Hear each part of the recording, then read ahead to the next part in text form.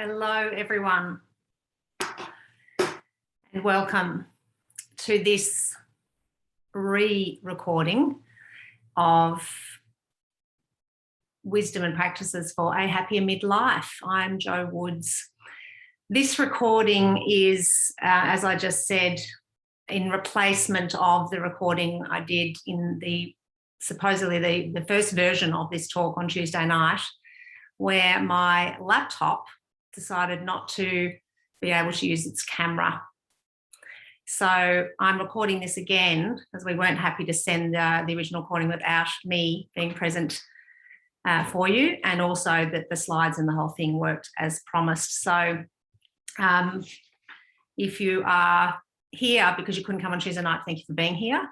And if you were here on Tuesday night or you weren't, here's the recording as promised. I'll start by saying a little bit about myself for those people who I haven't met in private sessions before or in an open session. I've been working as a counsellor for, on and off for 20 years, and with a period of about 15 years, I worked as a group personal trainer. I had my own workout studio here in Albert Park in Melbourne, and I've always had the element of coaching and counselling throughout the last 20 years, but really in earnest the last sort of 7 years, that's all I've been doing. And in the last 5 years, I've been really working a lot in the area of relationships and personal development. That came about very organically because most of the sessions, private sessions, inevitably about issues in relationships. And of course, our issues in relationships often start with how we have the relationship we have with ourselves. So when I talk about relationships, I'm always referring to how we relate to ourselves as well as other people. I think also it's good to note that, personally, I've definitely had a rich history of challenges in my life. I've always, I've found relationships quite difficult, very confusing at times. So I bring that level of personal experience to my work, and also just in relation to this talk, and which is all about midlife. I am in midlife as well. I'm 53. I've had that experience of coming into my 30s, and that was a pretty rocky time. Late 20s, coming to 30s, very confronting. Through the 30s again, really interesting and challenging time. And 40s and now into 50s. So I'm with you all in spirit wherever you are through the midlife journey. And I think that's, a good thing to start by, officially welcoming you to this midlife wisdom and practices for a happier midlife. And I'd like to start by defining midlife.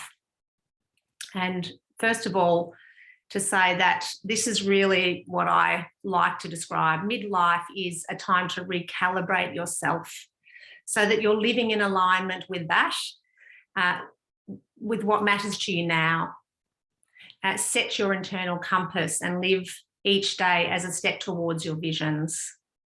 So that's a little quote by yours truly. And I hope that resonates. Of course, the self is what we're really here, self-awareness and self-care practices. And to define midlife just in terms of eras, moving into midlife, I would say late 20s and through the 30s, and then through midlife 40s, 50s, and according to a couple of the research papers, even to mid-60s is considered midlife, from 30 to mid-30s to 50 moving into. So all the way through that time, you're in midlife. And ain't it grand?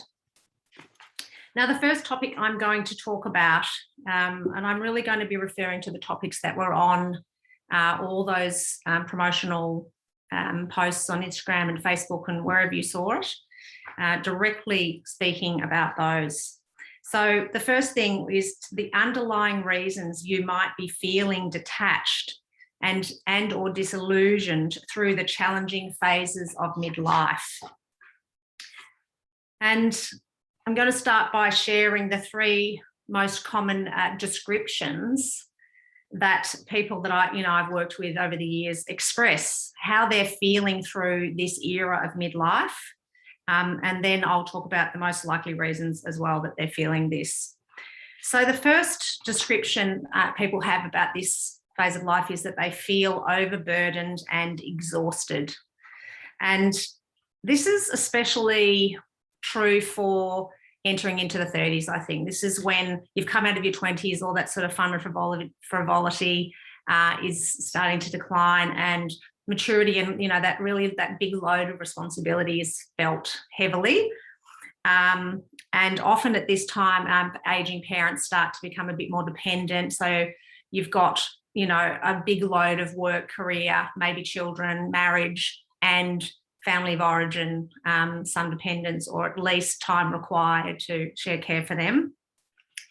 The mental, emotional, and physical load in this era is often grossly unequal, and that causes resentment and an increase in relationship conflict. So again, overburdened and exhausted. I think also this era is the first level of awareness of aging and the anxiety about how your body might be changing. And perimenopause for those women may begin here.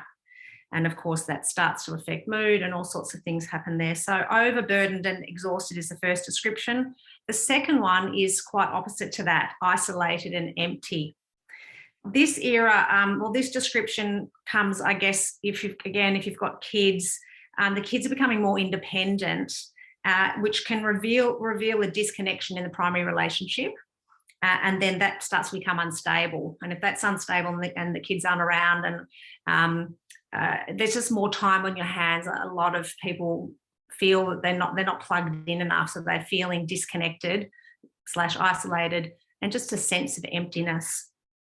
Resentment about having put in all these years of effort into my work and my family, and only to find myself here in midlife, unhappy and worn out. The load is lighter, there's more time and space, and I don't know what to do with this time, and I don't feel tethered to anyone is another thing I think is quite common, that there's just that feeling of being a bit adrift. More aware of aging, and a sense of loss, and also a sense of urgency as to, okay, I've got to get on with the next bit, but don't really know what to do. So that's the second one, isolated and empty. And the third one, confused and directionless, perhaps a bit later through midlife here. Empty nest is one of the reasons that you might be feeling this. But the questions really in this phase are, who am I now and what happens next? A lack of self, a lack of sense of self. I mean, if you really think about it, all those years through midlife, whether you've poured yourself into a career and you have that part of your identity and your persona steeped in your role in your job, or parenting, a spouse, partner, etc. So all those roles, and then at some point when those roles kind of fall away and you're left with yourself and you have no connection to yourself, then it's pretty confronting for people. And then aging here, if this is, sort of where I'm at, I'm not really worried about aging yet, but it can really start to affect self-esteem and confidence. And that's, a lot of people, particularly women, talk about feeling quite invisible. So self-esteem takes a bit of a hit there, can do. And also this era can coincide with relationship separation. So ain't that fun? Of course, I'm only referring to the challenges of midlife here. There are always, things that we enjoy through these eras as well. But this particular talk's just about the challenges and what we can do to, settle ourselves throughout that time. I'm going well without my glasses, but I shall not press on any further without them. So, speaking of midlife, didn't need my glasses about 3 years ago. So what's the solution to these experiences of overburdened and exhausted, isolated and empty, and confused and directionless? And I think no matter which description you feel that most resonates with you, Any of these fit with these solutions. And of course, it's develop yourself, develop self-awareness. When you develop awareness of yourself and then you have more understanding, you know, self-knowledge, that's how you know how to care for yourself. How can you care for yourself if you don't know what you need? How do you, and self-care, psychological, emotional, and physical care for yourself, how to meet your needs, how to, you know, just enjoy spending time with yourself. Because I think the reality is we spend more time on our own as we get older. And if you don't know how to do that, and it's you know, not enjoyable, it's an unpleasant experience, then you're not going to want to do that. So this is so important. Self-awareness equals self-understanding. Self-understanding equals self-care. That's what enables you to know how to care for yourself. And when you know how to care for yourself, no matter what happens, you have a sense of self-assurity. I feel assured that no matter what happens, I'll know what to do and I'll be able to cope. Knowing yourself and being able to attune to and care for yourself are the steps to developing your internal compass and anchor. So you're getting to know yourself on all levels. I think this is important as well in this part of getting to know yourself, is clearing the past. Are there any things that you are doing are there any events of the past that are still affecting you in daily life, in your functioning or in your relating? And learning to trust that no matter what comes your way, that you'll be able to find a way through that. You have everything you need within you. Hence, in Mind Body Retreat, if you've been seeing it, you know, around social media, unearth your inner wisdom. Everything you need is already within you, and developing self-awareness and self-understanding is how you learn to tap into that. It's not woo-woo. It's just simple, you know, human connection with yourself. I'm going to do a little hand explanation here about something, because I want to talk about your nervous system. Essentially, when you experience anxiety, what's happening is your nervous system is what you're experiencing. Often we think that the discomfort we're feeling in anxiety is outside because of what's happening outside of us, but actually anxiety is what's happening in our body. So I think it's helpful to start by saying, when you're calm, your brain, which sits in your head like that, we'll call this the thinking brain, and then tucked in here is your emotional brain, and that includes your threat detection system. And when you're calm, there's your brain, remember, sitting like that, and there's two of you talking. So when you're calm, you're in what we call a calm mind state, and we'll call that, like the traffic lights, green. So you're both in green and you're chatting away, relating, connecting, feeling secure and safe in your conversation. And then someone says something that triggers, everyone knows that word, triggers you. And what that is, it's triggering a memory, and that triggers a that physiological response in your body. And now we're in amber. So this person is triggered, feeling what I call choppy, a little bit uncomfortable. The threat detection system is sending off some alarms, not feeling quite comfortable. And then that might create some defensive speech to the other person, and then both choppy. So both amber. And if it keeps going and there's more defense and aggression and, you know, criticism and escalated voice tone, then you go into red zone. So this is really helpful to understand about your nervous system. Green, calm, connected, choppy, amber, starting that you're in early stage fight or flight here, and then red zone. That's when you're in that unconscious. I've been there, not ashamed to say, you know, that's when you say, I lost my mind. Because when you're in that state, you have no access to your thinking brain, because look, it's up there. It's often called flipped the lid. So this is really helpful to know. This process, all you need to do to practice staying, I mean, we don't want you to avoid that. What we want you to do is learn how to intercept this state, this agitated nervous system, and you're going to breathe into it, so that when you get triggered, that triggers a breath or two or three. And it's an inhale as much as you can. Don't have to move anywhere. holding it, and then exhaling, and you'll find that sense of sort of tension in your body is released. Every exhale releases the tension. Really, really helpful when you're having a conversation that goes into that amber or choppy state.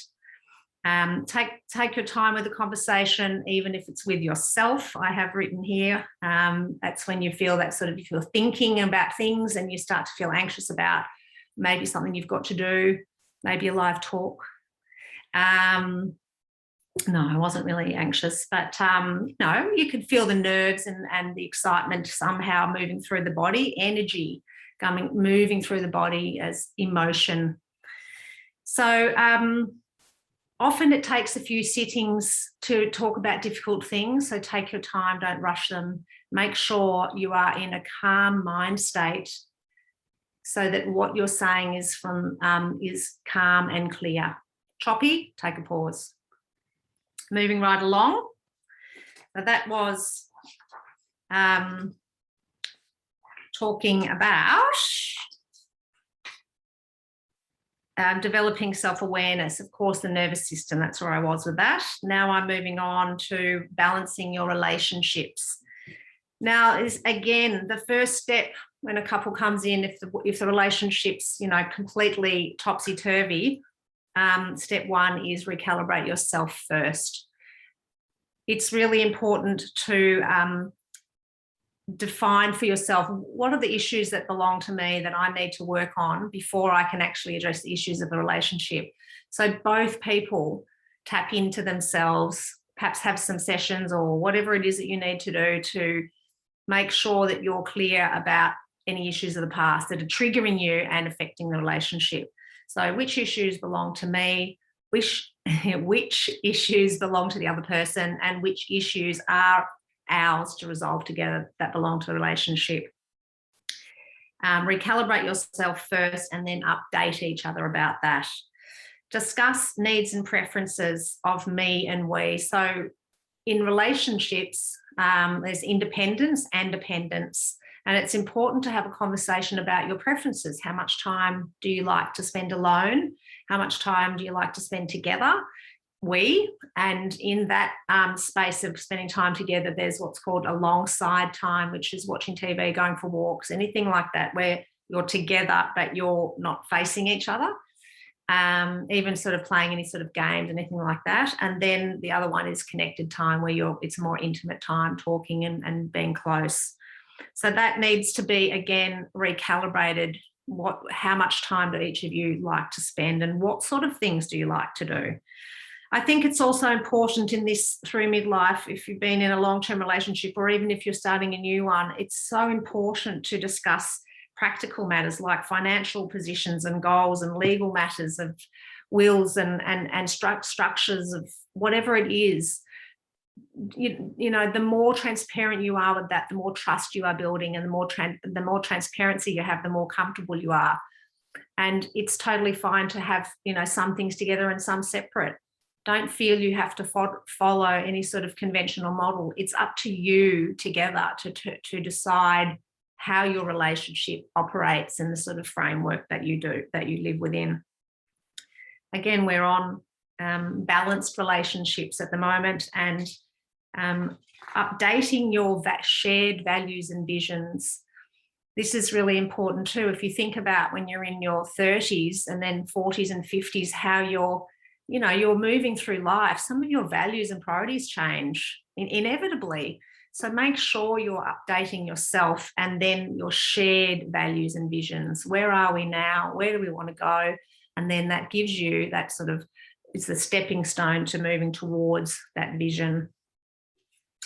I highly recommend talk time every week to stay connected. It's just a way of checking in with each other. Have you been feeling mostly satisfied and mostly secure? The good enough relationship is the model that I work with.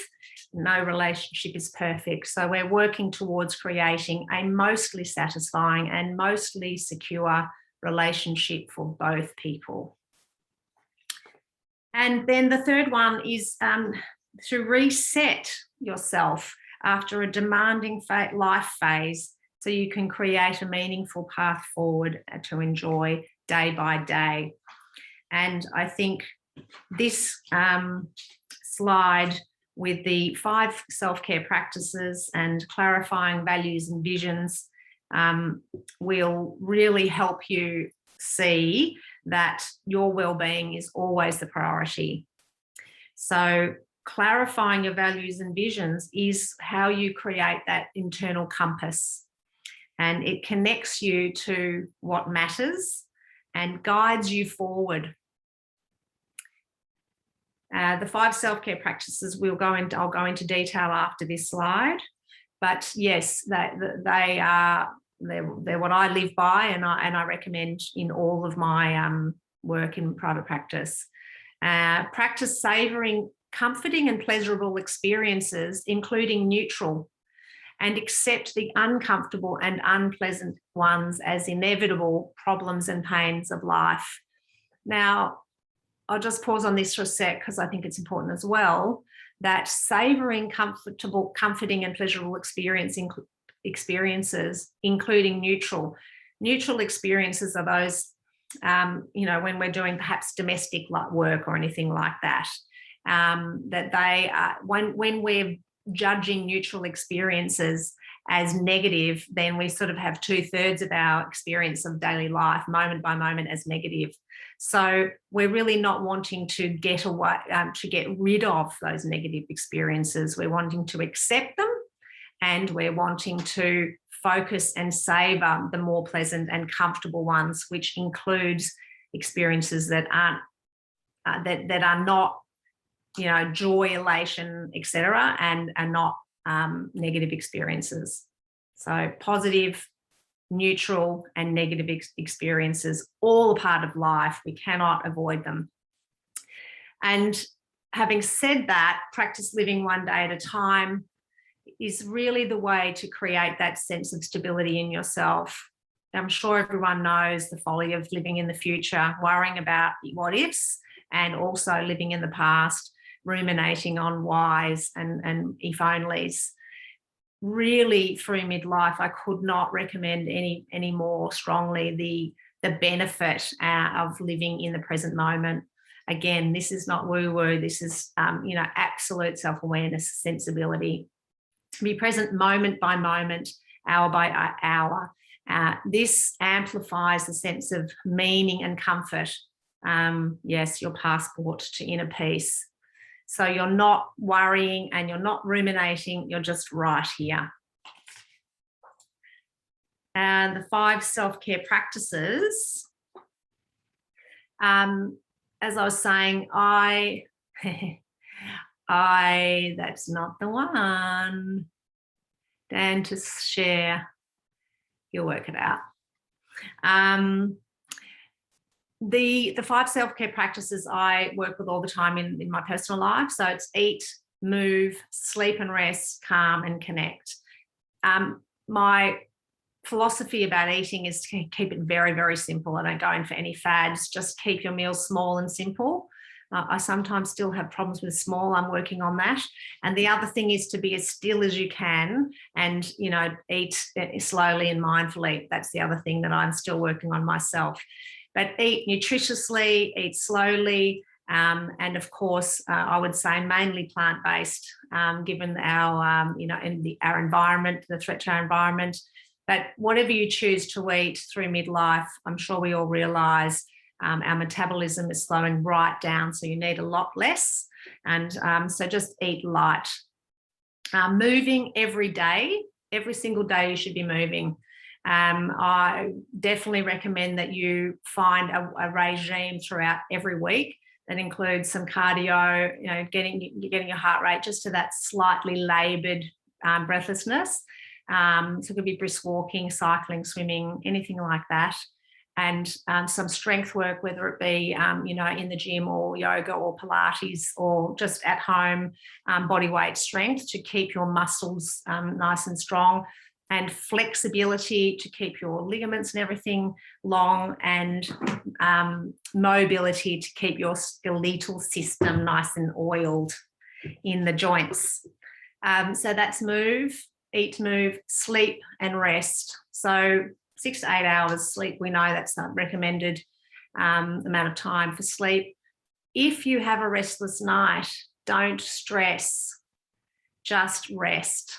Just lie there in your bed and just let your eyes be shut and notice the thoughts and worrying, oh, I've got to work or I've got to do this, I can't afford not to have sleep, and just let those thoughts float on by and use that time just to rest your body. And then maybe if you can in the afternoons, nap and rest as required. The fourth of the 5 self-care practices is calm, and that's all to do with your nervous system. So remember, before I showed you hand as brain, calm, green, calm and connected, choppy, starting to get anxious and defensive and protective, and red into that sort of flip the lid out of your mind. And here is where you intercept your nervous system with a breath. But ideally, you will be nurturing your nervous system on a daily basis by doing meditative walks, by perhaps doing yoga, or even just stillness, just sitting quietly, being in nature, anything that you can do that just takes your nervous system down a notch. And then the fifth one is connect. And connect refers to connect to yourself, to your values, to your inner sanctum, to your community, to your pursuits, to your work, to your vocation. Plug yourself in, and one thing at a time.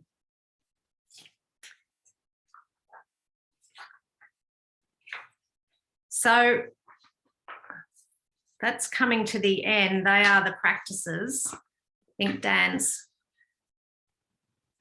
going to put up the Eckhart Tolle. We will make sure that these are in the email to you all. This is a lovely quote by Eckhart Tolle, whatever you like to say his last name. To stay present in everyday life helps to be deeply rooted within yourself. Otherwise, the mind, which has incredible momentum, will drag you along like a wild river. I love that. So true. Stay present in everyday life helps to be deeply rooted in yourself. That's that anchor. And of course, the mind is really all we're working with. We are working with our thoughts, we're working with memories, and then that triggers our body into those sort of anxious and those felt experiences. So that is sort of coming to the end of the talk, wisdom and practices for a happier midlife. I'm just going to do a little bit of a recap for you. So we defined midlife, and then we spoke about the underlying reasons that you might feel detached, which were overburdened and exhausted, isolated and empty. And then it was the other one, confused and directionless. And then I shared what the solution is, which was to develop your sense of self-awareness, self-understanding, and self-care. So important to start connecting to yourself. Who am I, and how do I want to live? Get to know yourself on all levels. And then I also spoke about the balanced relationships, and the only thing I'm yet to do is to talk about how to stay anchored in stormy moments. I've told you about the hand as brain, and also that turbulent times are a part of life. We cannot avoid inner turmoil. We cannot avoid challenging experiences, unpleasant, undesirable, uncomfortable. When you try and avoid these types of challenging moments and phases of life, you are creating extra suffering for yourself. So it's really important to learn to accept what's happening. And again, in that internal compass and anchor, accept what's happening. Take your time to think about it in a calm mind state. Trust yourself, and you will figure out what you need to do to move through this challenging situation or phase of life.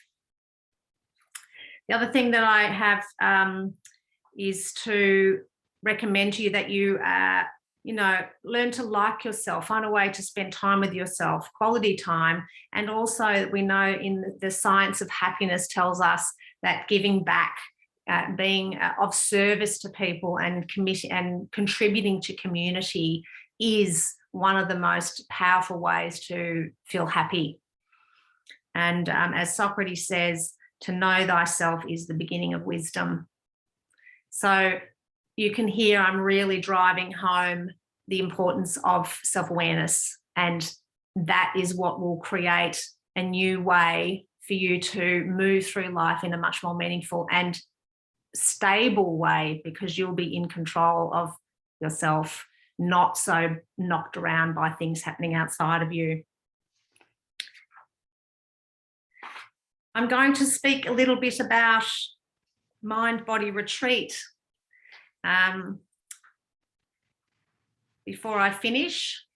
I created mind-body retreat in response to a frustration I had, really, on behalf of myself in private practice, my private sessions with 1 or 2 people at a time, and how, that's often very stilted. People come and they might come for a couple, and then they might, not come back for a while, and then we've got to start again, and then they can't get in, and the wait list, and it just started to really become apparent that there's a real flaw in that model as the only model. And I really wanted to create a way to present the insights and guidance and support that I provide in private sessions to more people at a time. And having done a couple of online courses before, one thing that I really knew was, if you sign up for something and you get your login and all the content's there. I mean, I don't know how many I've done where I just haven't really followed it thoroughly, and probably never finished it. So I really wanted to be there alongside each person in this experience. So I have created Mind Body Retreat, and it's a 28-day self-awareness journey. And it's time and cost effective, as this lovely slide says, way to gain access to the insights, guidance and support that I provide in my private sessions. And I've designed it so you can integrate it into your daily life. It's flexible, so whatever your circumstances are, like if you don't have much time, that's fine. And if you've got more time, you can kind of do more. But essentially, everything in the retreat can be done incrementally, and it's for everyone through that midlife era that I spoke about, and all those I guess descriptions of what people might be feeling. I was going to say just a little bit about why who I created it for: people moving into and through midlife.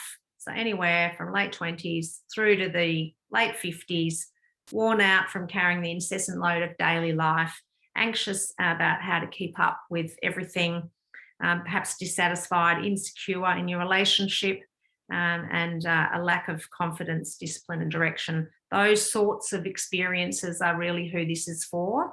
And stuck is the other word. Often, how often people come in and say, oh, these are my problems, I just feel really stuck. It can be, complemented with private sessions, but it doesn't have to be. This retreat is really to build self-awareness over a 28-day period. Every Monday at 12:30 is a live session on Zoom, like this Zoom webinar. Actually, we'll probably be meeting. We'll all be there together. If you can't come to that, that's okay. You'll get a recording, but that's just to set the theme of the week up, and get you all into gear. And then every morning at 5 a.m. an email comes to your inbox, and that has a link to the mini session. So 28 days in a row is a mini session. That's what I've called it. It's essentially a 5 to 10 minute video of moi, presenting a concept or some sort of lesson for you to reflect on through the day.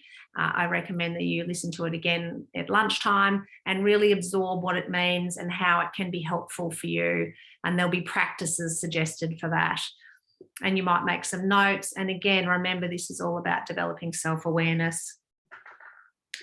And then the other thing that I thought would be really important is for the ability for people to be able to ask questions at any point.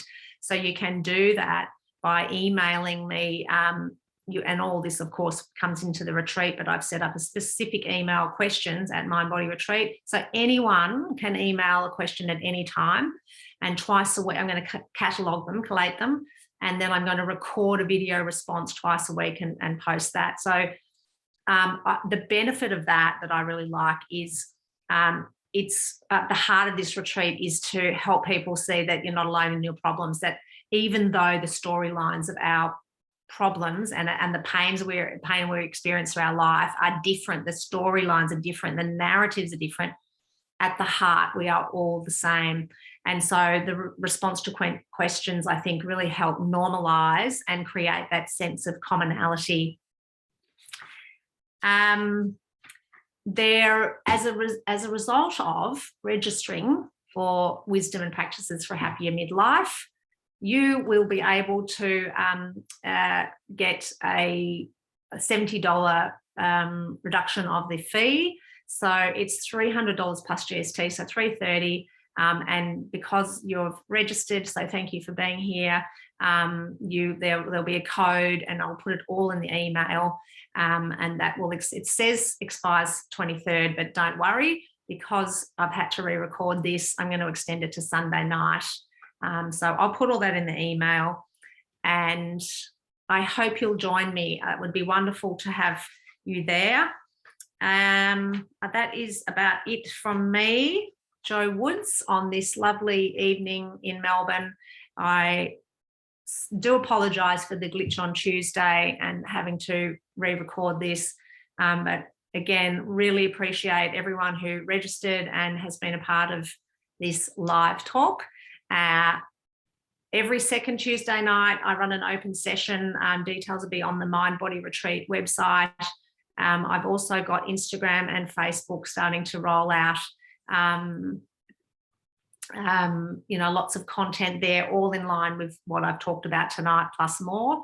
So if you're not connected there, please do. And if you have any questions about any of this, you can email jo@mindbodyretreat.com.au. And once again, thanks so much. And I look forward to seeing you somewhere along the path.